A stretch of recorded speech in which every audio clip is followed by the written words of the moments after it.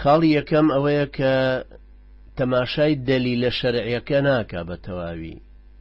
ئایا بزانێ وەکوتمان دەقی شەرعی واتە ئاەتی قورئان یان حەدیسی پێغەمبەر عەلەیهی سەڵات وەسەلام یا ئیجماعی سەحابە یان ڕەئی سەحابەیەک یان ئیجماعی عولەما یان ڕەئی عولەمایەک یەکێ لە عولەمایان چی لێ ئەفامرێتەوە؟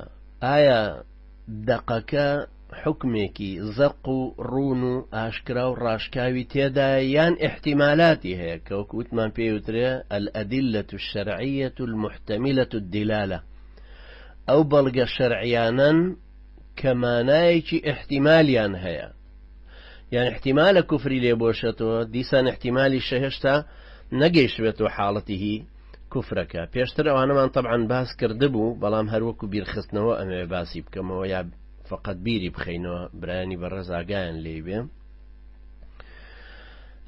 وەکو وتمان لەو حەدیسانەی پێغەمبەر عەلەیهی سەڵات وەسەلام بۆ نمونە کە ئەفەرمێ لا يؤمن أحدكم حتى يكون ئاوا و ئاوا، یان ئەفەرمێ هەر کەسێک ئاوای کرد فقد كفر، من حلف بغير الله فقد كفر مثلا، ما بستم بالضبط لم نمونان نییە. یان ئەفەرمێ ليس منا، یان ئەفەرمێ فقد برئ منه الذمة، يعني فقد برئت منه الذمة، يعني فقد برئ منه الله ورسوله صلى الله عليه وسلم، يعني فرمي حرم الله عليه الجنة. أمانك هميان بيانا وتري وعيد واتهر شيخ خواي مترسي خواي.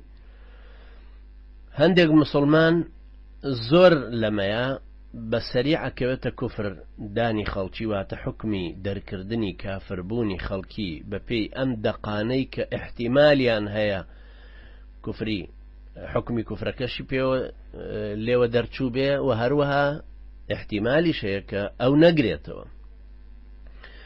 أوش ضرورية إنساني مسلمان زور أقدار به نكوت أو هلانوا. أوش وتمان لكتابك بتفصيل باس كراوة ككتابي الإيمان يشيك ناوي أبو عبيد القاسم بن سلام رحمة خايل بك ألباني رحمة خايل بلويش تحقيقي كردو كتابي نايابة مختصرة بلام زور ببيزو عبارة كان هروكو عبارتي زانا كون كان مختصرا بلام هميان وكو وشي دستوري وان واتا وشي كرتو بختو برمانا كمانايكي زور ببخشن. هوا بإنساني مسلمان تيايا أقدار بنكوتا هوانوا.